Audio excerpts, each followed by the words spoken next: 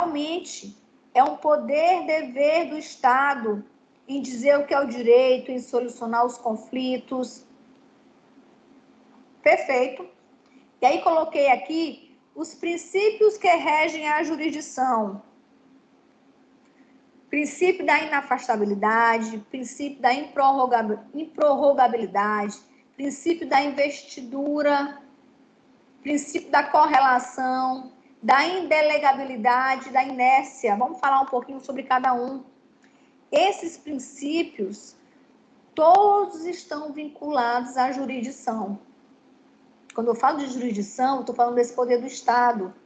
Por que que a jurisdição ela tem característica de inafastabilidade?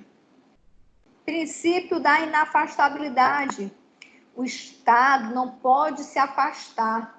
O Estado não pode se abster de julgar, de decidir.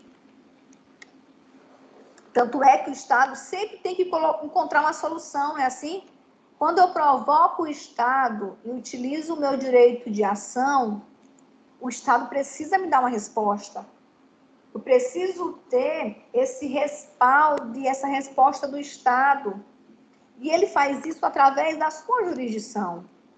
Então, o princípio da inafastabilidade está muito ligado à jurisdição. O Estado não pode se afastar, o Estado não pode se abster de julgar. Dá para alegar que não há uma lei específica para aquele meu caso concreto? Eu entrei com uma ação, com um processo, e o Estado pode me dizer isso? Olha, infelizmente na lei não tem nada que ampare esse seu pedido. Não pode. Olha o princípio característico da jurisdição, o princípio da inafastabilidade. O Estado não pode se afastar desse poder que foi dado a ele de decidir, de dirimir os conflitos, de solucionar as lides sociais. Ele tem que decidir. Se ele não encontrar essa solução na lei, quais são as formas que ele vai encontrar? Ou ele vai encontrar na lei, ou na analogia, ou nos costumes, ou nos princípios gerais do direito. Ou seja, ele tem que encontrar uma resposta, ele tem que dar essa resposta. Esse é o princípio da inafastabilidade da jurisdição. A jurisdição, ela é a característica de improrrogabilidade. Dá para o Estado prorrogar, passar esse poder para uma outra pessoa? Não. Jurisdição, tá? É um poder exclusivo do Estado. É o Estado que diz o direito através da jurisdição. Ah, professora, mas tem outras formas de solucionar conflito? Tem. O Estado não passou jurisdição. O Estado passou para essas formas alternativas reconhecimento e validade para que elas também possam solucionar conflitos. Mas para que essas formas alternativas tenham validade, o Estado precisou validar isso. O Estado precisou reconhecer. Durante muito tempo, a arbitragem era visto como algo à margem da jurisdição. Hoje não é mais.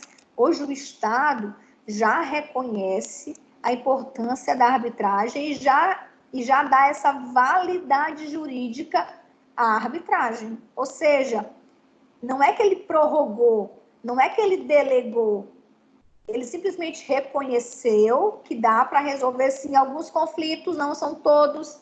Tem conflitos que não tem como fugir. Eu tenho que utilizar o poder jurisdicional mesmo. Eu tenho que utilizar a jurisdição. As formas alternativas de solução de conflito não é jurisdição alternativa, não é isso.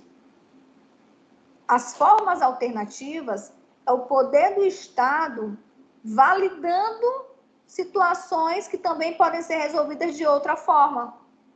E não só apenas entrando com o processo judicial. Mas, ainda assim, ainda é limitado. Nem tudo dá para resolver de forma alternativa, né? Nem tudo. Só dá para resolver as questões patrimoniais disponíveis, já falamos isso bastante. Tem situações que não tem como fugir. Eu tenho que entrar com uma ação judicial para resolver. Porque o Estado, ele reconheceu essas formas alternativas, mas ele limitou também, não é tudo que vai poder ir para a arbitragem, não. Âmbito penal, não dá para resolver por arbitragem. Você já viu alguém levando para a arbitragem âmbito criminal? Lesão corporal, homicídio, dá? Não dá. Por quê? Porque o Estado não permitiu isso. O que dá para levar para essas formas alternativas é só o que a gente fala de direito patrimonial disponível. É aquilo que dá para negociar, né? Aquilo que dá para renunciar. Tem certos direitos que não dá para renunciar.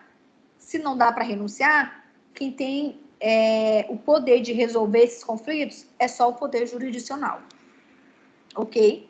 Tranquilo até aqui, pessoal? Investidura. Outra característica da jurisdição. A jurisdição ela tem característica de investidura. O que é isso? Está investido de competência constitucional. É como se estivesse vestindo mesmo, o termo é esse, de vestir competência jurisdicional. E aí acaba puxando para o princípio do juiz natural, né?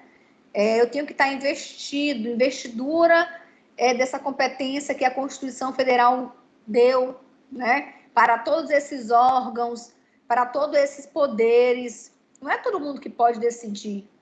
Não é todo órgão que pode decidir. Existe um respeito e uma ordem que tem que ser dada através do Poder Judiciário. Existe uma sequência, né? E um conjunto de órgãos e tribunais e ordens que tem que ser observada. Princípio da correlação. A jurisdição, ela tem sim essa correlação, tá?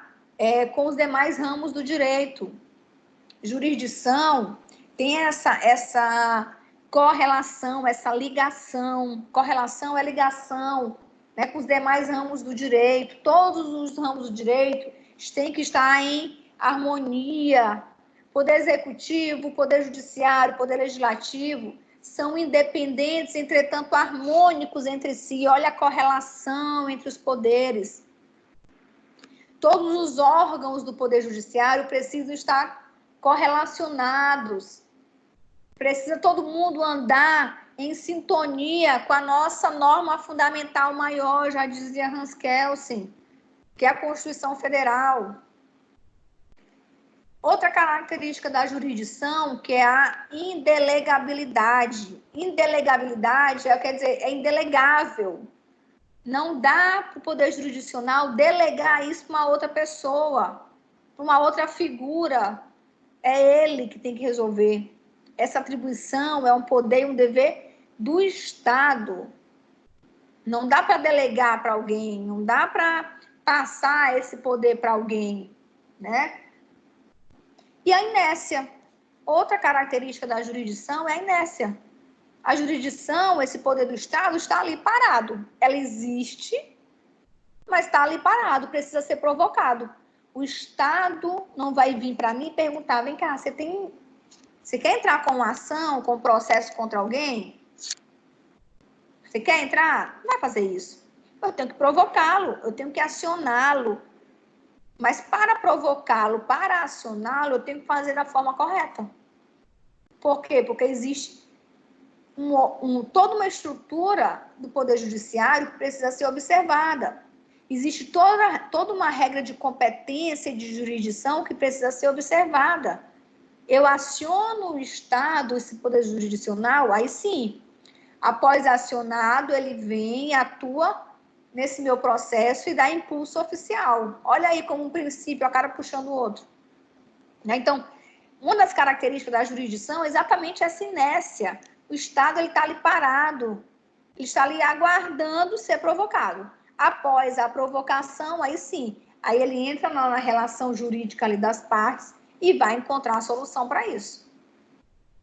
Se essa solução é justa ou injusta, se essa solução foi o mais acertado ou não, isso aí já é uma outra discussão, né? A partir do momento que as partes não conseguem resolver o seu conflito e passam para o Estado esse poder de fazer isso, acabou. Ele vai resolver, né? E aí, independentemente de eu achar que foi justo ou não, decisão judicial tem características de definitividade, né? Eu tenho que respeitar. Quando o meu processo chega no último grau de recurso, não dá mais para recorrer, infelizmente, eu vou ficar com o meu inconformismo para mim. Mas eu vou ter que aceitar aquela decisão judicial, né? Eu tenho que aceitar. A partir do momento que eu provoco o Estado e digo para ele intervir nessa minha relação, ele vai intervir, óbvio, respeitando princípios constitucionais, princípios do direito processual, mas vai encontrar uma solução. Se ela é justa ou não, se foi procedente para mim ou não, aí já é uma outra análise que se faz. Tranquilo até aqui, pessoal? E aí chega onde eu acho importante. Não tem como saber sobre processo, não tem como saber sobre jurisdição se você não sabe quem é que compõe o poder judiciário. O poder judiciário, pessoal, é quem aplica de fato, né, essa jurisdição. O poder judiciário é quem de fato vai colocar em prática, né, esse meu processo, esse meu direito material. Então, não tem como saber processo se eu não sei nem quem é que compõe o poder judiciário, se eu não sei nem quais são os órgãos, se eu não sei nem quais são as justiças, se eu não sei a diferença de justiça comum para justiça especial. Se eu não sei isso, fica muito difícil. Preciso saber. Então, por isso que achei importante trazer para vocês artigo 92 da Constituição Federal. Quem tiver com o artigo aí, vou acessar aqui o meu. É importante que vocês tenham. Tenho certeza que isso aqui não é novo para vocês, porque vocês já tiveram oportunidade de falar sobre os órgãos do Poder Judiciário, a estrutura do Poder Judiciário, lá em Introdução ao Estudo de Direito. Mas eu não tinha como passar agora sem falar sobre isso. Então, artigo 92 da Constituição Federal vai te mostrar. São órgãos do Poder Judiciário. Primeiro, né, é o STF, né, que é o nosso órgão supremo, né, que é o nosso Supremo Tribunal Federal, é o guardião da Constituição. É ele que está no nível maior da nossa Constituinte. Tudo que está abaixo da Constituição Federal são normas infraconstitucionais. Olha aí quem está depois, CNJ, Conselho Nacional de Justiça. Professora, quem é o CNJ? CNJ é um órgão consultivo do STF. O CNJ ele não compõe o Poder Judiciário como grau de recurso, não é isso. O CNJ ele é um órgão consultivo. O STF ele pede consulta ao CNJ. O CNJ é responsável pela organização do Poder Judiciário. É o CNJ que fiscaliza todos os juízes do Brasil inteiro. Isso é função do CNJ fazer. Tá? Então, toda a organização do Poder Judiciário é feita por esse Conselho Nacional de Justiça. É um órgão de ouvidoria, de consultoria do STF. Quando você vê quem trabalha em vara, em tribunal, ou até com assessoria de algum juiz ou em alguma vara, sabe que anualmente todas as varas precisam fazer relatórios que serão entregues e enviados ao CNJ. Por quê? É o CNJ que vai avaliar a produtividade daquela vara, a produtividade daquele juiz naquela vara, quantos processos foram julgados naquele ano, quantos processos foram dados entrada e já foram julgados, ou foram dados entrada e foi dada uma movimentação, quantos finalizaram, quantos ainda estão tramitando. Todo esse quantitativo de cada vara do Brasil inteiro, anualmente, tem que ser feito, tem que ser enviado para o CNJ, porque é ele que organiza, é ele que faz toda essa administração do Poder Judiciário. Por isso que ele é um órgão consultivo, de ouvidoria.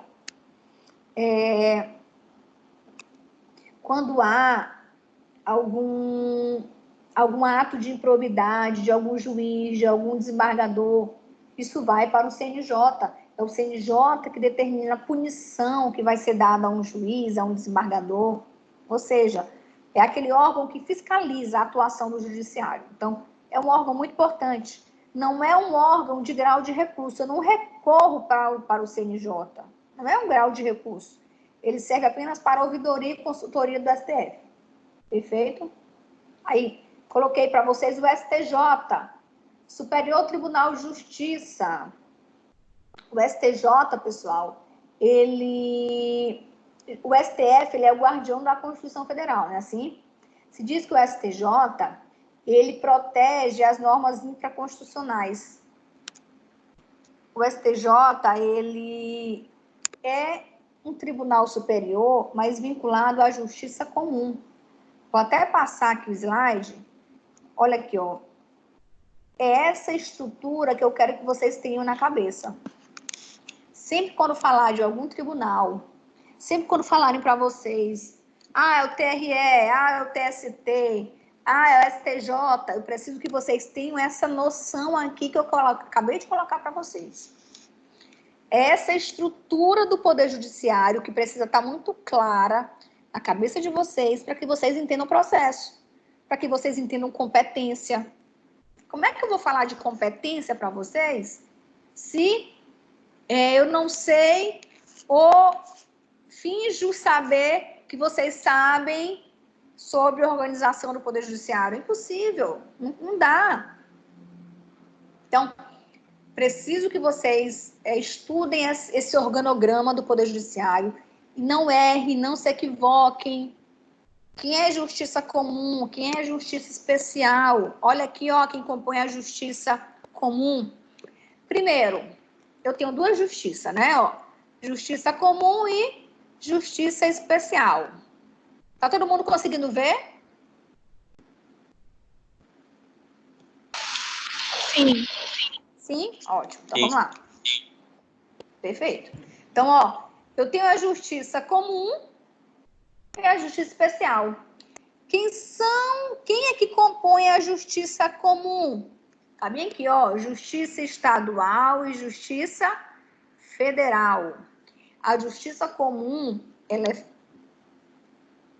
Ó, justiça comum, ela tem a justiça comum estadual e eu tenho a justiça comum federal. Se a justiça comum estadual, quem é que está na primeira instância? Olha aqui, ó. Primeira instância, guardem isso. Instância é grau de recurso. Primeira instância, segunda instância, instância extraordinária, Corte Constitucional. Instâncias são graus de recurso. Justiça comum, quem é que está na primeira instância? Juiz de direito. É o juiz de direito que compõe a justiça comum na primeira instância. Se eu perco aqui no juiz de direito, ou seja, lá na vara, na primeira instância, eu vou recorrer para onde? Eu estou falando na justiça comum, tá? Cuidado. Justiça comum estadual, primeira instância é o juiz de direito. Perdi aqui na primeira instância, eu vou para onde? Eu recorro para cima, ó. Tribunais de Justiça. Cada estado possui o seu Tribunal de Justiça. Tribunal de Justiça do Maranhão, Tribunal de Justiça do Pará, Tribunal de Justiça do Amazonas, do Rio Grande do Sul. Cada estado possui o seu Tribunal de Justiça. É a segunda instância, olha aqui, ó, segunda instância da Justiça Comum. Perdi, tá? Aqui no Tribunal de Justiça, eu vou recorrer para onde? Olha a setinha para cima. STJ,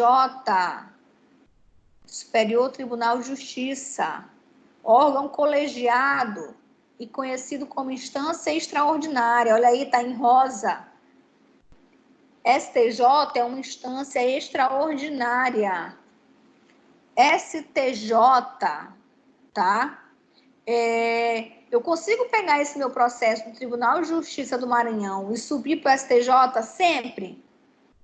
Qualquer processo que está aqui no Tribunal de Justiça do Maranhão, a qual eu perdi, estou inconformado, eu consigo recorrer para o STJ por qualquer motivo? Não. Eu preciso demonstrar afronta a uma norma o quê? Infraconstitucional. Então, falamos que o STJ ele é o guardião da norma infraconstitucional, enquanto o STF é o guardião da norma constitucional, o STJ é o guardião das normas infraconstitucionais. Se houver uma afronta a uma norma infra, ou seja, tudo que está abaixo da Constituição, se houver afronta, eu consigo levar o meu processo até o STJ. Ok. Continuo perdendo no STJ. Continuo perdendo no STJ. Qual é o meu último grau de instância agora? Corte Constitucional, que é o STF. Lá em cima, lá em amarelo. Ok. Aqui, pessoal, analisamos o que é justiça comum estadual. Agora, se porventura uma das partes envolvidas nesse processo é um ente da União, é um ente federal, se ou o autor ou o réu dentro de um processo tiver um ente federal, aí é óbvio que eu não vou entrar com o meu processo na justiça comum. Por quê? Porque uma das partes é um ente federal. Aí eu vou entrar com uma ação contra o INSS. INSS é um órgão federal. Se é uma ação contra o INSS, já sei, a competência é da Justiça Federal.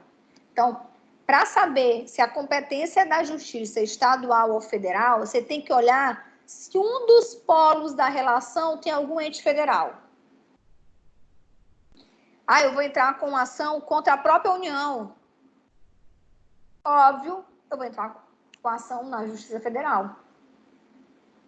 Ok? Então, se tiver algum ente federal, ou como autor ou como réu na relação, já sei, meu processo é para a Justiça Federal. Quem tem competência para dirimir essa causa é a Justiça Federal. Tá bem aqui, ó. Quem é que compõe na primeira instância, lá embaixo,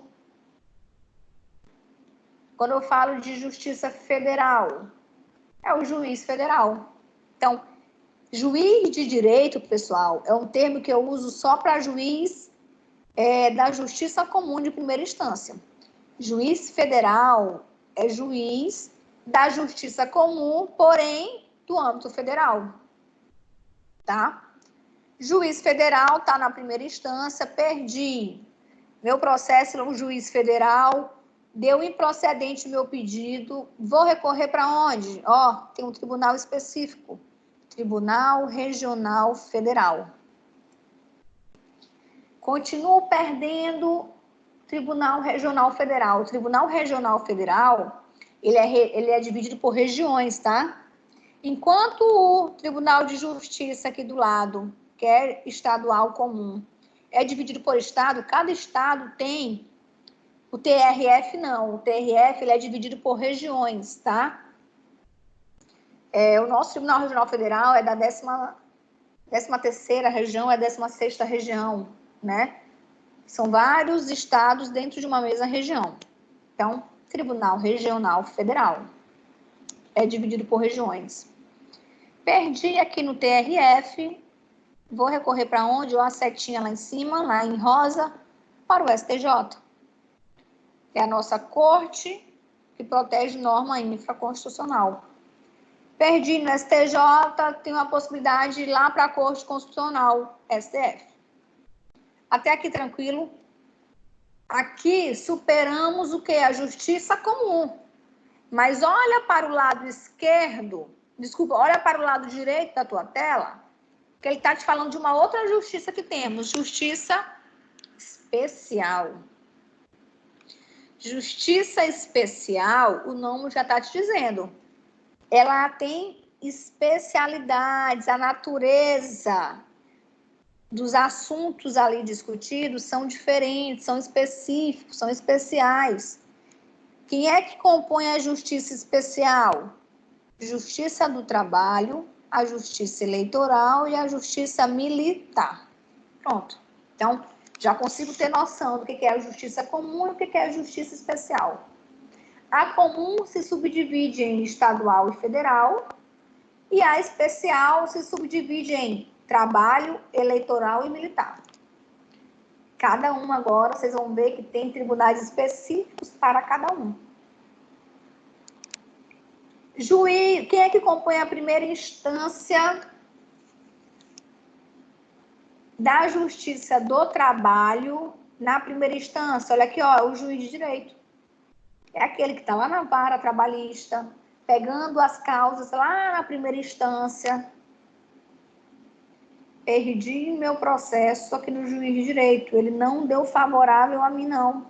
Falou que não tinha direito, deu como improcedente meu pedido, estou inconformado, vou recorrer. Tenho uma segunda instância específica para a área trabalhista. Observa aí no teu. Tribunal Regional do Trabalho. TRT também é dividido por região, tá? O nosso TRT é da 16ª região. Fica lá na Areinha. TRT, perdi meu processo no TRT, continuo perdendo, estou recorrendo. Olha aí, ó, estão conseguindo ter noção do duplo grau de jurisdição? Que é essa possibilidade que eu tenho de recorrer para órgãos superiores? Continuo perdendo no TRT. Vou para onde agora? Para o órgão superior trabalhista. Tribunal Superior do Trabalho. É o órgão superior, é a instância extraordinária, que está em rosa, específico para a área trabalhista. TST. Perdi no TST. Ainda tenho possibilidade? Tenho, só para o STF. Mas aí, para chegar no STF, eu tenho que demonstrar uma afronta a uma norma constitucional, né? Se eu não consigo demonstrar afronta a uma norma constitucional, eu não consigo chegar no STF. Tranquilo até aqui? Então, vamos para a outra justiça que é especial. Justiça eleitoral. Olha aí, tudo que tem a ver com direito eleitoral, com eleição, com partido. Eu tenho uma justiça específica para resolver isso. Justiça eleitoral.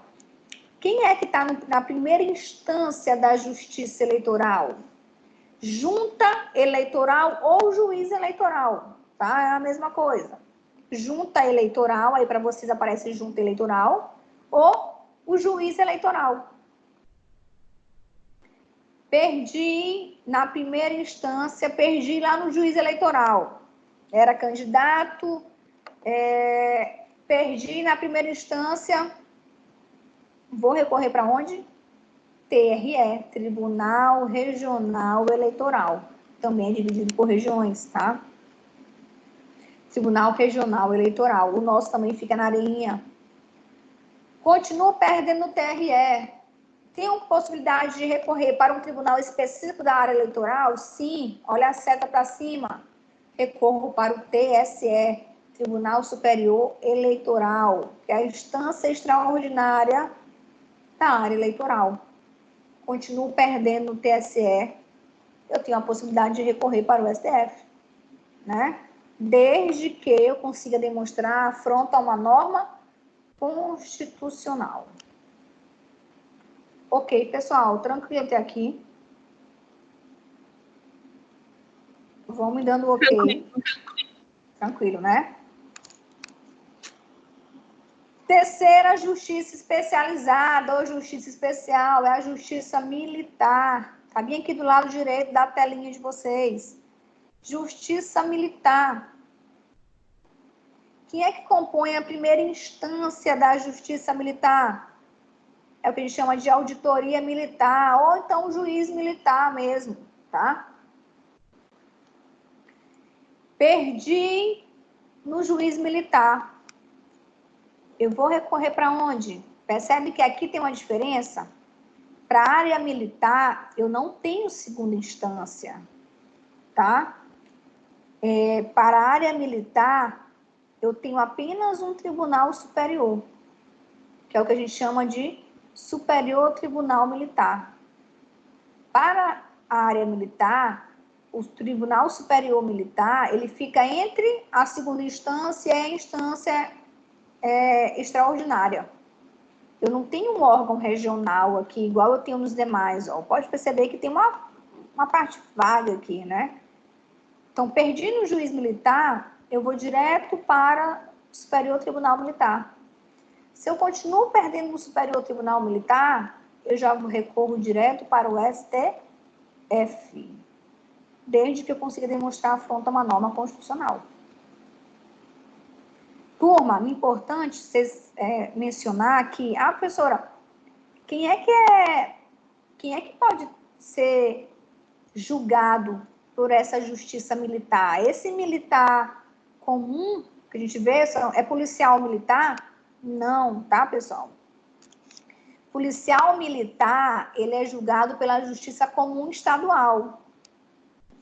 Esses militares aqui da Justiça Especial são as patentes que a gente chama vinculadas à União, Marinha, Exército e Aeronáutica, tá?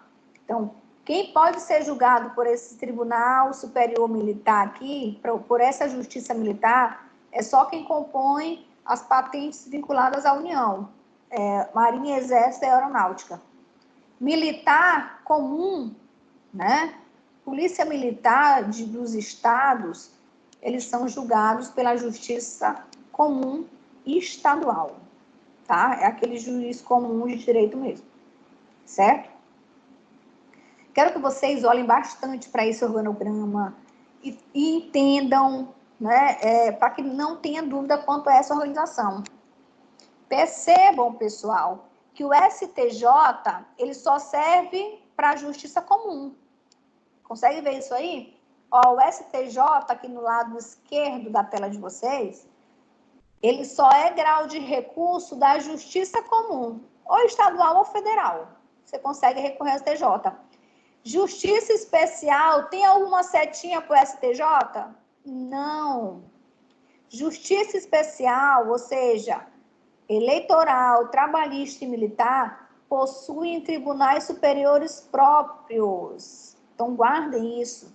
Tem muita gente que faz confusão, acha que todos os processos e todas as justiças conseguem ir para o STJ. Não. O STJ só serve para a justiça comum, federal ou estadual.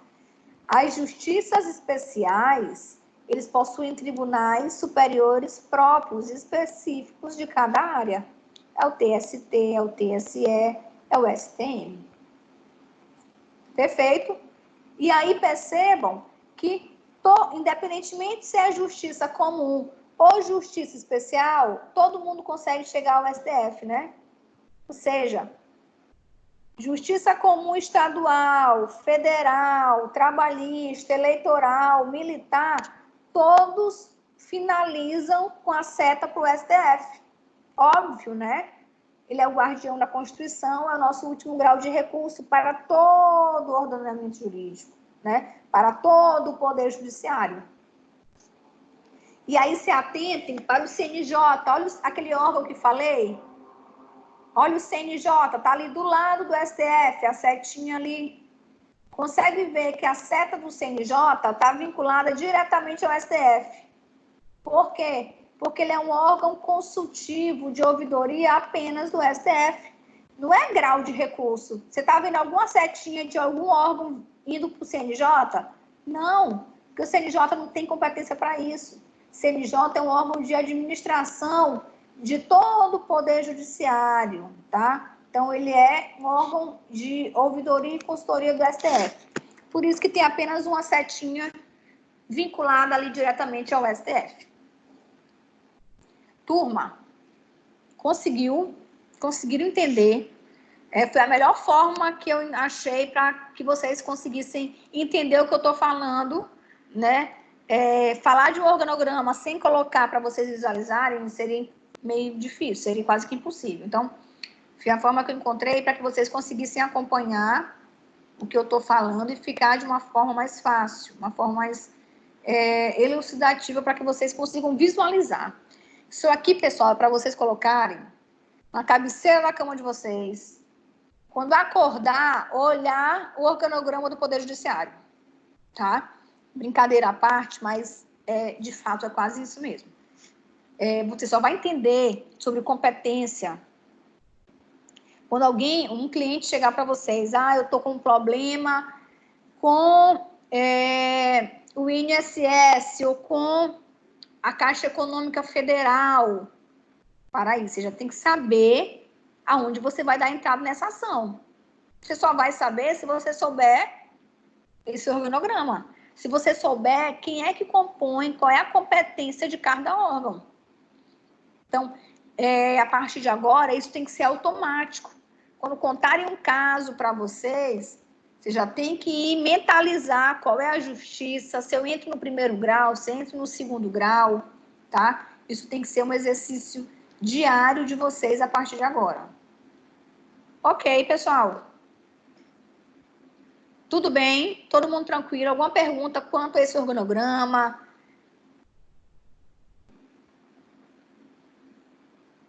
Vamos lá, turma.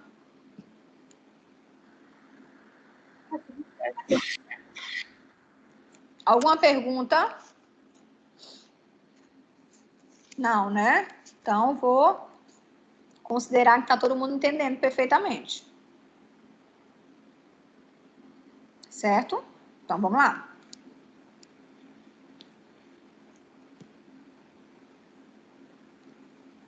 Aqui tem as funções essenciais à justiça.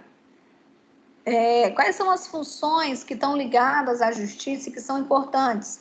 Isso aqui é um dos nossos próximos assuntos, tá? Então, é bom que já fique aqui para vocês estudarem em casa, porque já vai facilitar, né, os nossos próximos conteúdos.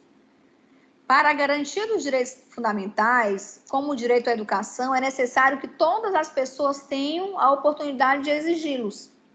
Por isso, a Constituição Federal prevê o direito de acesso à justiça como um dos fundamentos do cidadão. A garantia dos direitos constitucionais não teria consequências práticas se não houvessem mecanismos que permitissem o acesso ou acionar o Poder Judiciário no caso de violações. De fato, é isso, né? Ter acesso à justiça é você ter garantias e direitos constitucionais para você colocar em prática esses direitos, né? Não basta ter só direitos se eu não consigo colocá-los em prática. Essas funções foram materializadas em determinados órgãos que foram criados meramente para o desempenho dessas funções mencionadas. Então, importante é a leitura do artigo 127 a 135 da Constituição Federal, que ele vai falar para vocês quais são as funções que são essenciais à justiça. Quais são as funções que são importantes? O Ministério Público é uma função muito importante para a justiça. A advocacia pública é muito importante. A defensoria pública é muito importante. A advocacia privada, os advogados são figuras, são indispensáveis para a administração da justiça. Então, as funções essenciais à justiça são aqueles órgãos que vêm para dar suporte, para favorecer, tá? A advocacia pública tem esse papel, a defensoria pública tem esse papel. O que adiantaria eu ter um conjunto de normas que diz que nós temos direitos, entretanto, temos que ter custas, processos, você paga por um processo, você paga as custas de um processo. Como que alguém que não tem condições econômicas de custear um processo conseguiria ter acesso a essa justiça? Não teria. Olha a função importante da Defensoria Pública. Ou seja, a Constituição, ela deu garantias para que todo mundo, todos os cidadãos realmente tenham acesso à justiça. A participação do Ministério Público no processo é muito importante, pessoal. O Ministério Público, ele vem dentro do processo ou como fiscal da lei ou como parte. O Ministério Público, em muitas ações, ele é a própria parte. Às vezes, o Ministério Público ele vem como fiscal da lei, apenas para ver se o processo está sendo feito da forma correta, se está respeitando o devido processo legal. Normalmente, ações que envolvam menor, hipossuficiente, o Ministério Público precisa estar ali. Se você já tem a oportunidade de ir à audiência, vocês vão ver que sempre tem um membro do Ministério Público sentado à direita ali do juiz. A função dele ali é de fiscalizar, de ver se todos os princípios do processo estão sendo respeitados, se todas as etapas do processo estão sendo respeitadas, estão sendo validadas. É uma função muito importante para a justiça, tá? Então, coloquei esse slide para vocês.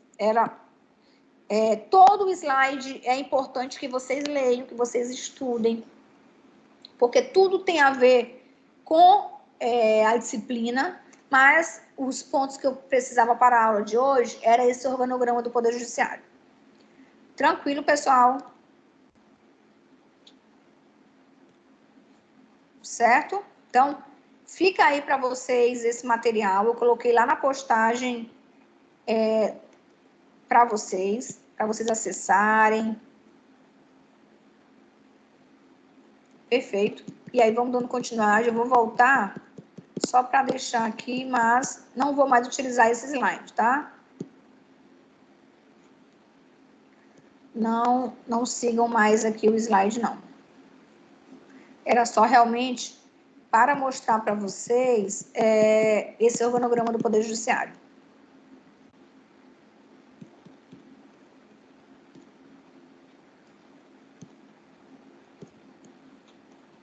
Deixa eu ver se eu consigo tirar daqui sem...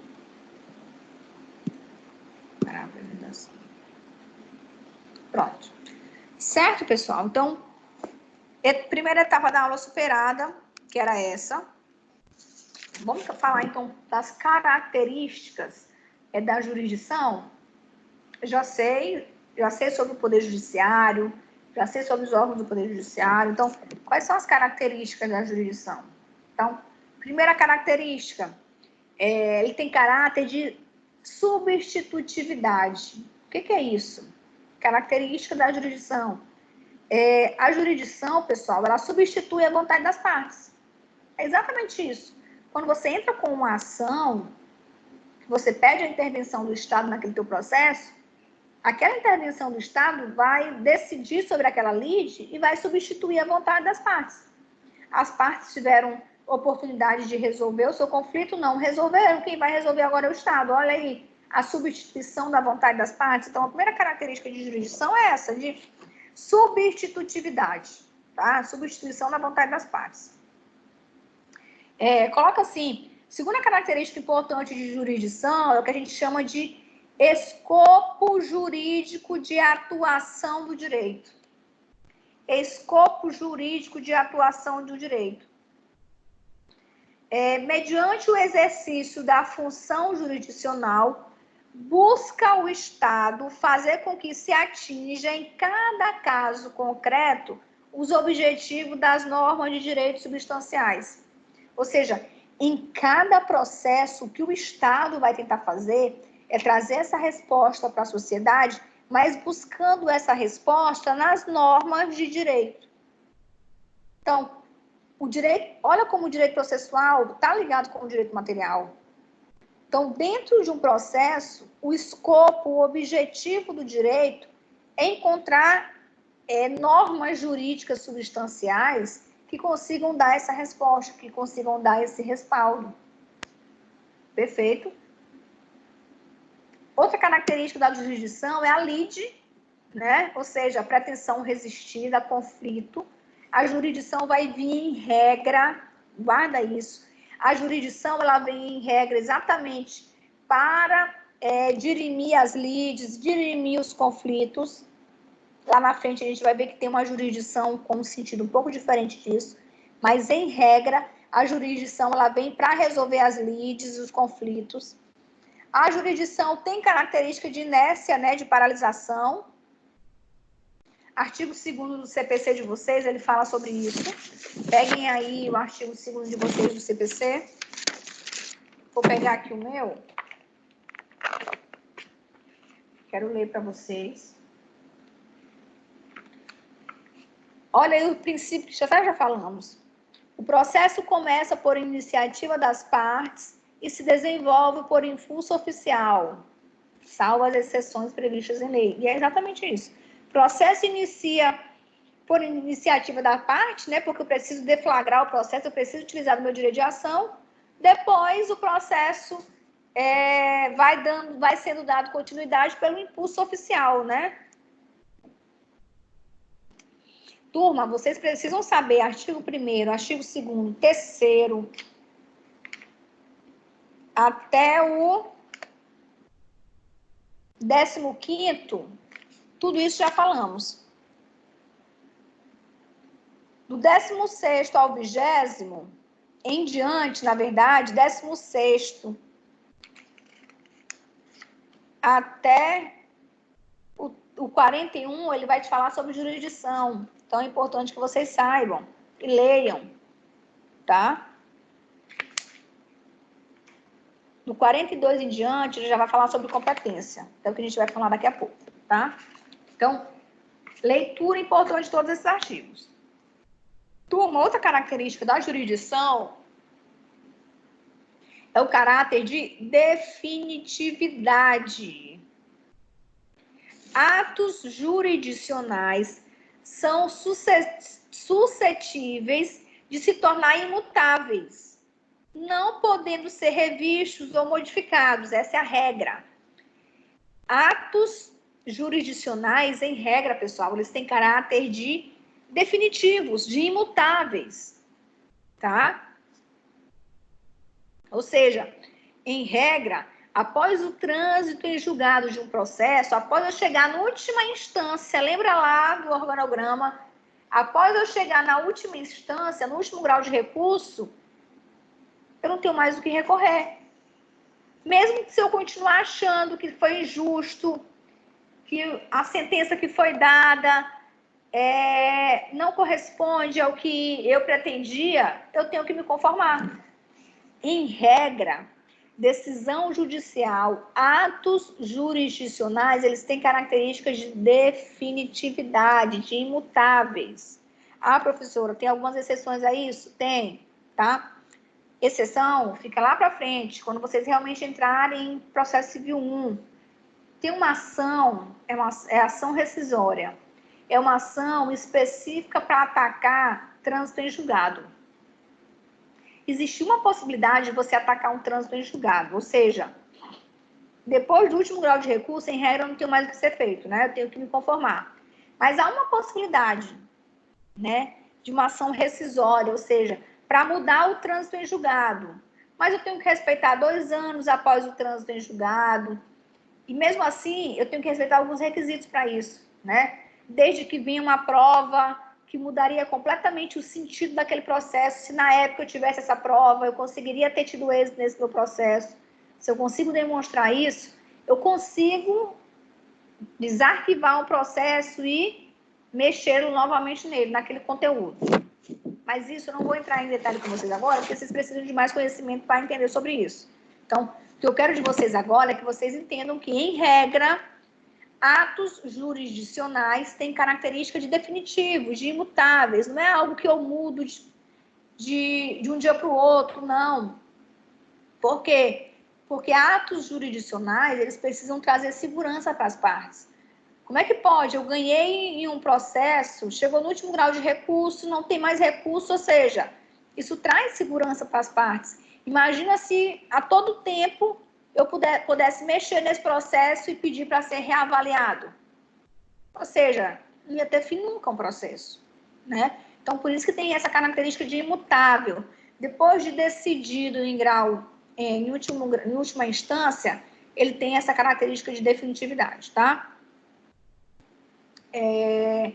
Óbvio, com algumas exceções que vocês vão ver lá na frente. Ok?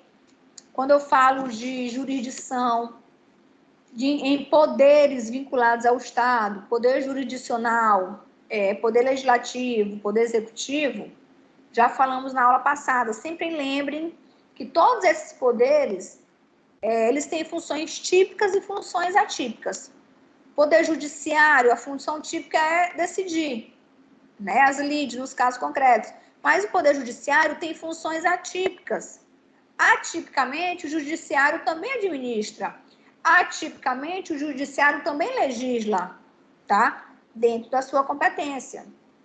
Executivo e Legislativo da mesma forma, tá? Já falamos isso. Sempre olhem esses poderes com... Eles possuem atividades preponderantes. A atividade preponderante do Poder Judiciário é decidir, mas isso não anula o Poder Judiciário, em algum momento, criar uma norma interna, olha aí ele legislando, em algum momento o Judiciário criar um ato executivo de decisão, tá? Então, de forma atípica, os poderes também executam aí funções diferentes que não as típicas de cada um. Até aqui, alguma dúvida, pessoal? Conseguiram entender? Era necessário a gente passar por esse momento. Certo? Turma, 4 horas. Vou dar um intervalo de 10 minutos e a gente retorna logo em seguida.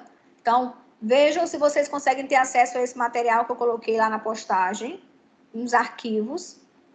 Vou dar um intervalinho de 10 minutos e a gente retorna logo em seguida. Ok? Vou minimizar aqui.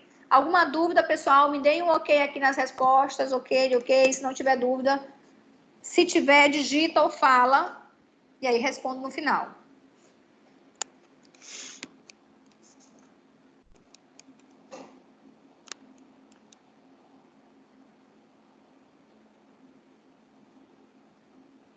Vou minimizar, tá? 10 minutinhos aí.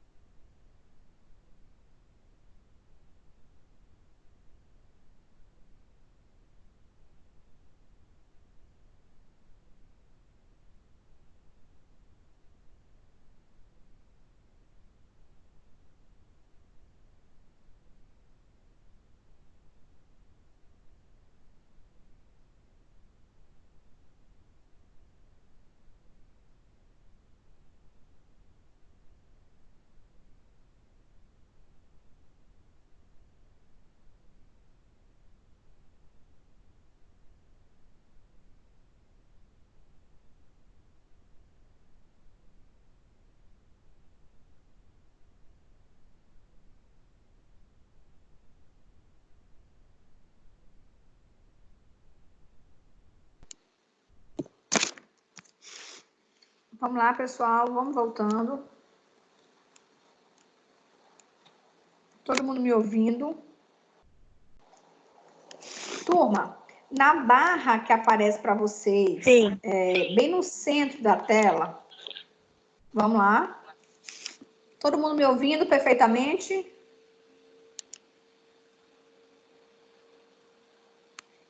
Vamos lá.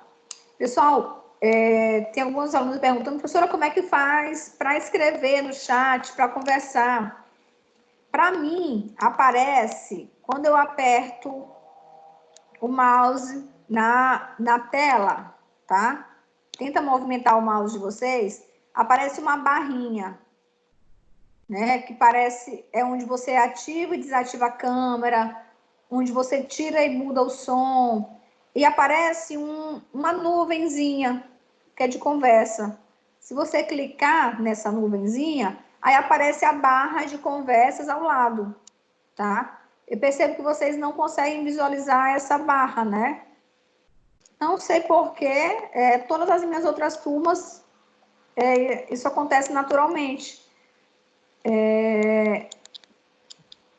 Tanto é que eu consigo colocar para vocês, vocês deveriam conseguir me responder também, ou colocar alguma pergunta nas conversas. Então, tentem localizar essa barra de conversa. É como se fosse uma nuvenzinha, ou chamadozinho assim, bem próximo à barra principal, no centro da tela de vocês. Para mim, aparece pelo menos aqui no centro. Então, vamos lá. Já que vocês não conseguem escrever, vocês podem falar, fazer pergunta mesmo por áudio. Até aqui alguma dúvida, pessoal? Deixa eu ver quantos participantes. A turma de vocês é pequena, né? Normalmente, para mim, só aparecem esses 11 alunos aqui que estão hoje. Normalmente sempre são vocês. Essa turma é bem pequena. Tudo ok, turma? Me respondam aí. Sim, professora, pode continuar. Sim. Pode começar. Ok, Natália, Kainan.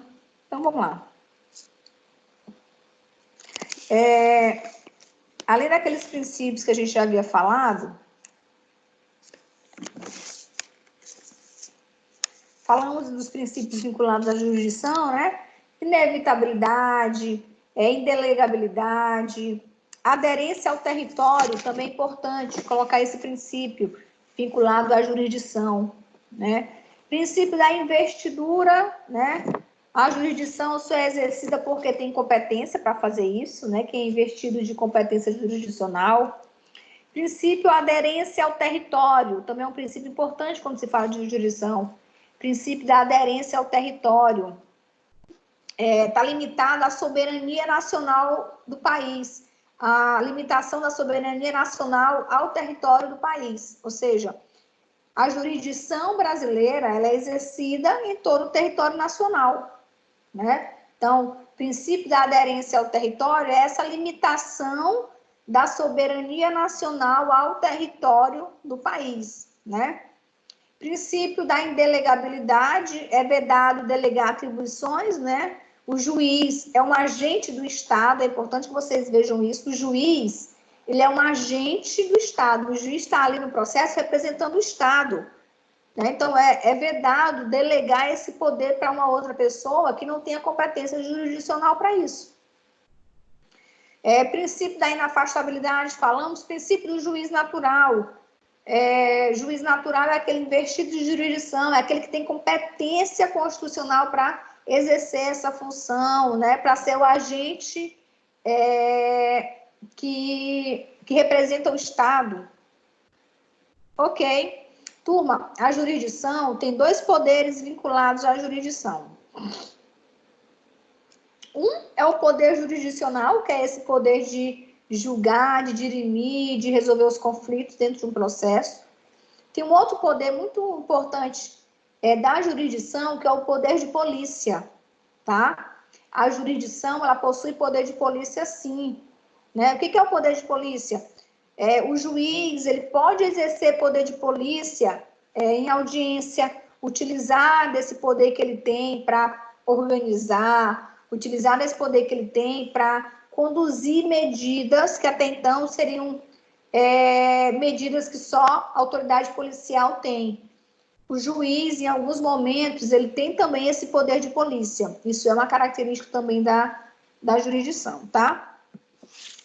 E aí chegamos a um ponto importante, que são as espécies de jurisdição. E aí, muito cuidado com isso. Quando eu falo em espécies de jurisdição, dá para entender que temos várias jurisdições. Não é isso. Jurisdição, esse poder do Estado, ele é único. A jurisdição é uma só, tá? Jurisdição é uma. Esse poder que o Estado tem é único. Entretanto, para melhor organização, administração, se fez várias classificações, várias divisões, tá? Que é isso que a gente vai falar aqui, mas sempre pensem, poder jurisdicional, esse é único, tá?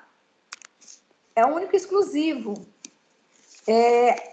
As espécies de jurisdição, que vocês vão ver nos livros que a gente vai falar aqui, foi feito no intuito de melhor organização e melhor estudo desse instituto. Então, primeiro, temos a jurisdição estatal, que é essa, que é o Estado vindo e decidindo dentro de um processo, e temos a jurisdição arbitral, que é quando eu dou a possibilidade do meu processo ser resolvido por arbitragem, se fala que ali é uma jurisdição arbitral, não é uma jurisdição estatal. Jurisdição estatal, estrito senso, é essa em que eu submeto o meu processo ao Estado para que ele resolva. Jurisdição arbitral é essa situação em que eu passo para a situação de arbitragem, para a lei de arbitragem, para essa forma alternativa de solução de conflito resolver o meu problema, tá? Jurisdição comum e jurisdição especial. Jurisdição comum e jurisdição especial é exatamente o que nós fizemos agora há pouco, quando mostrei para vocês que temos justiça comum e justiça especial. Aquilo ali também é chamado de jurisdição. Quem é que compõe a jurisdição comum? Segundo lá o organograma. Justiça estadual e federal. Quem é que compõe a jurisdição especial? Eleitoral, militar e trabalhista, tá? E aí, estava vendo aqui na Constituição Federal artigos que vocês precisam ler, precisam voltar a estudar. Se já viram lá em TGP, é importante, ou se já viram lá em ED, é importante que você volte para estudar esses artigos que falam sobre a organização do Poder Judiciário. Artigo 92 e seguintes, pessoal. Tirem um tempo para analisar todos os artigos. Artigo 102 é muito importante quando ele fala da competência do STF. Qual é a competência que tem o STF? Ele pode julgar que tipos de processo. É importante saber a competência do STF, está no artigo 102 da Constituição Federal. Competência do STJ, está lá no artigo 105. Competência do CNJ, está lá no artigo 103. Competência da Justiça Federal, está no artigo 108. Juízes federais, no artigo 109. Justiça do Trabalho, artigo 114. Justiça Estadual, artigo 125. Todos da Constituição Federal. Então, é importante. Próxima aula, a gente já vai entrar em competência, tá? Hoje a gente falou sobre jurisdição. Próxima aula, a gente já entra em competência. Então, é importante que já sabe o organograma, que relembrem qual é a competência do STF, quais são as competências originárias do STF, quais são as competências originárias do STJ, e assim de todos os órgãos do Poder Judiciário. Perfeito? Jurisdição superior e jurisdição inferior, tá? Jurisdição superior são as instâncias superiores que temos. Jurisdição inferior são as jurisdições de primeira instância, tá? Normalmente, jurisdição inferior é composta pelos juízes, né, estaduais, ou juízes federais, ou juízes do trabalho, ou juízes militares, ou juízes eleitorais, ou seja, jurisdição inferior é aqueles que compõem a primeira instância. Jurisdições superiores, né, são os tribunais superiores que temos. O STF é uma jurisdição superior, o STJ é uma jurisdição superior. E aí chegamos na jurisdição que eu queria falar para vocês, que é muito importante. Jurisdição contenciosa e jurisdição voluntária. Esse é o momento que eu queria falar para vocês. É uma divisão quando se fala de jurisdição. Jurisdição voluntária e jurisdição contenciosa. Por que se faz essa divisão em jurisdição contenciosa e jurisdição voluntária? Então, coloca aí as características de cada um, depois a gente vai falando sobre isso. Jurisdição contenciosa, pessoal, é quando realmente existe lide dentro de um processo. É quando existe aquela pretensão realmente resistida. Jurisdição contenciosa, eu realmente falo que tem partes dentro do processo, que tem disputa dentro de um processo. Jurisdição contenciosa é exatamente a atuação, a principal característica de substitutividade do poder jurisdicional, que é esse de substituir a vontade das partes. Então, se fala assim, jurisdição contenciosa acontece quando o Estado realmente intervém num processo para decidir, porque naquele processo realmente existe conflito, existe lide. Mas vem cá, professora, existem situações em que o Estado intervém, mas não necessariamente existe lide? Ou o Estado só intervém quando existe lide? E aí, nesse questionamento, se criou o que a gente chama de jurisdição voluntária. O poder jurisdicional, ele também atua de forma voluntária. E o que é essa atuação jurisdicional de forma voluntária? É o Estado vindo, pessoal, mas não decidindo. Porque, nesse caso, não tem lide, não tem conflito entre as partes. O Estado vem mais para administrar os interesses privados. O Estado vem não dizendo quem está certo e quem está errado. Nem se fala na jurisdição voluntária em partes. O termo correto são interessados. Olha um exemplo de jurisdição voluntária.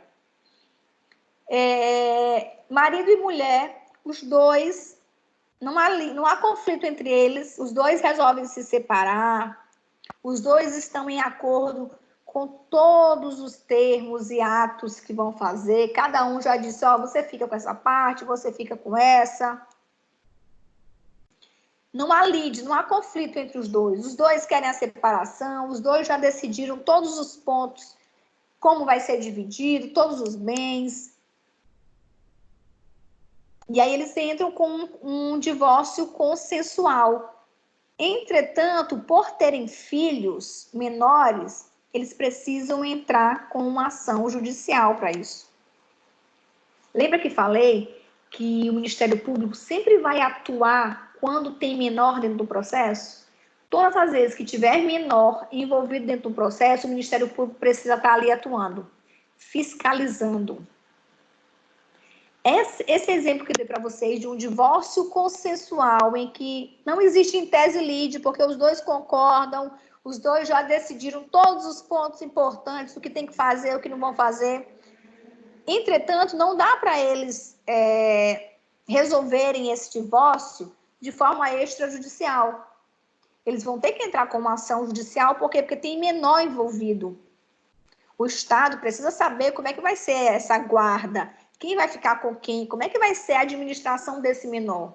O Estado precisa ter conhecimento disso.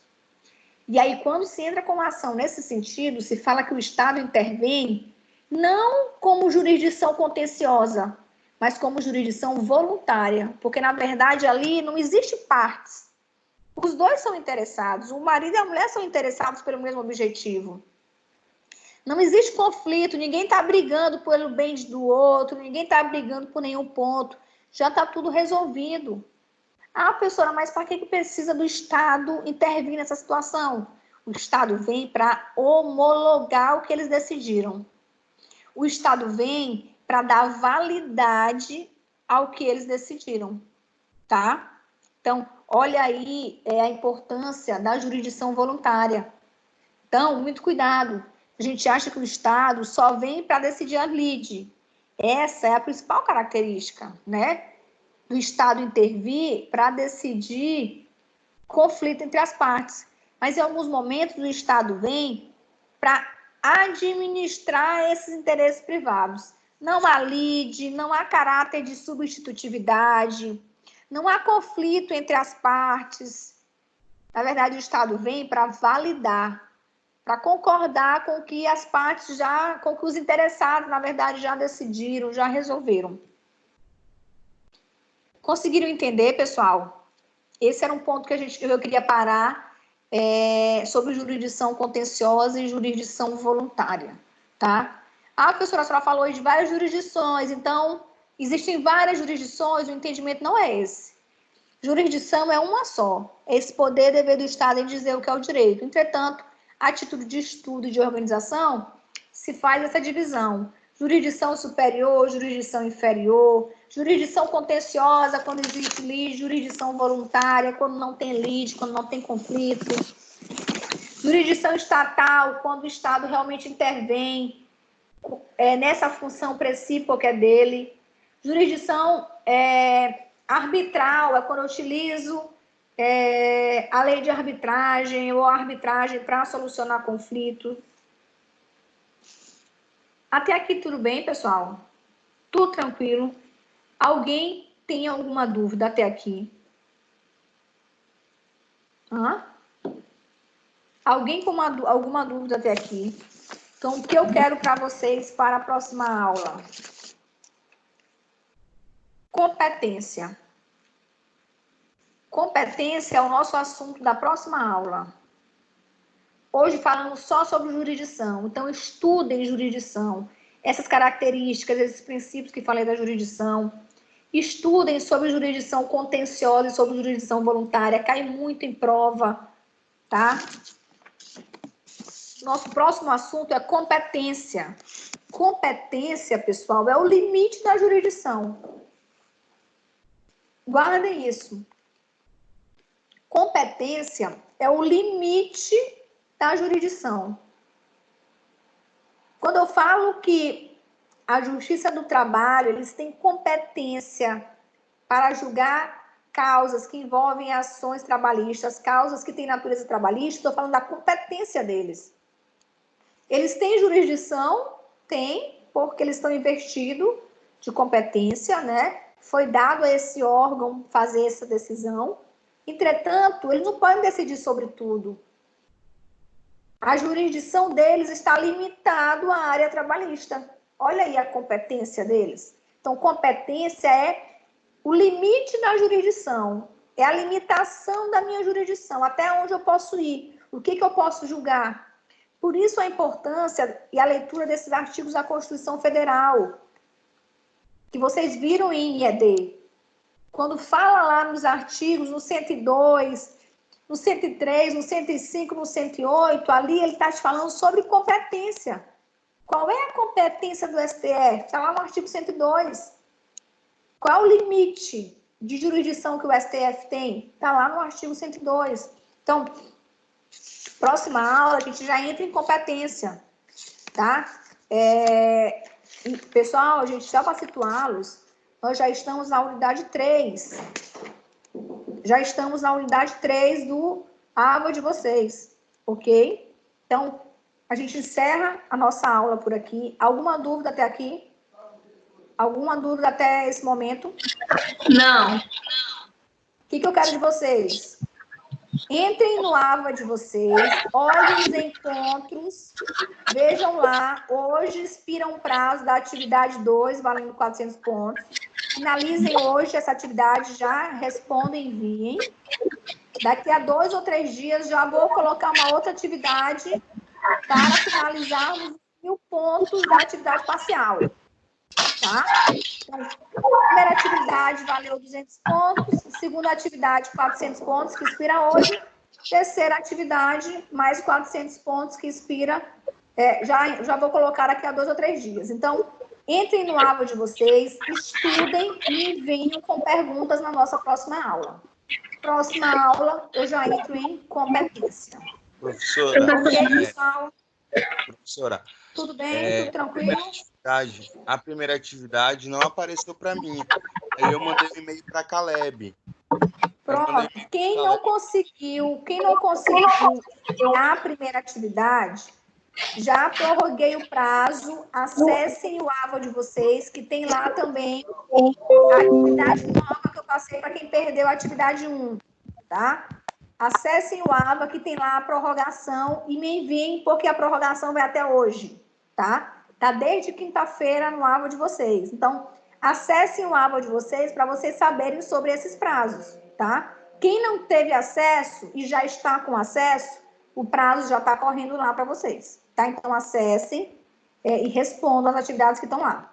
Quem já me mandou a atividade 1, ok. Já mandou, já até lancei. Já vai fazer agora a atividade 2, que também inspira hoje. Quem não fez, veja lá a atividade que eu prorroguei, responda e me enviem também, tá? Professora, Oi.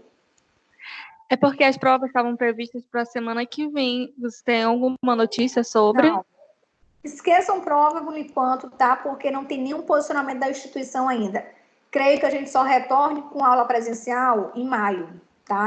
Creio que a gente não consegue voltar ainda esse mês mais, em virtude do decreto que vai até dia 26. Então, com certeza, logo que voltarmos, terá prova. Então, nesse momento, a gente só tem que estudar, se preparar, né? Mas, com certeza, quando voltarmos, não vai demorar muito para ter a primeira prova, não. Até porque já tem muito conteúdo, né? Então, mas, nesse momento, nenhuma informação oficial de prova, tá? Não se preocupem com isso. Professora, boa tarde, desculpa. A atividade que eu vi e que eu fiz lá ontem foi a que falava dos princípios e para a gente falar do novo Código de Processo. É só essa atividade ou tem mais outra? Porque eu não vi outra. Tem Pessoal, outra tem atividade 2, veja lá. Tem atividade 2 que eu coloquei, mas para quem não fez a atividade 1, tem mais uma atividade, tá? Tem assim, atividade 1, prorrogação de prazo. Se você não fez, faça essa.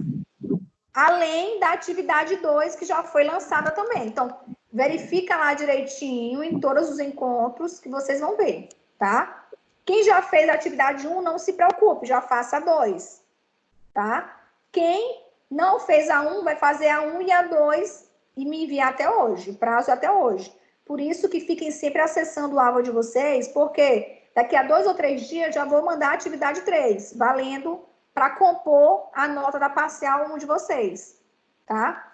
200 pontos a primeira atividade, 400 pontos a segunda atividade, daqui a 2 ou 3 dias, mais uma atividade valendo 400 pontos. Aí a gente fecha os 1.000 pontos da atividade 1 de vocês. Então, entrem no aba de vocês, vocês vão ver que estão todas as atividades lá para responder. E além da prorrogação que eu dei para quem não fez a atividade 1. Ok. Ok? Ok. Alguma dúvida, pessoal? Estudem competência. Nossa próxima aula é sobre competência. Tudo bem, professora. Ok. Tchau, pessoal. Boa tarde a Boa todos. tarde. Até amanhã. Boa tarde.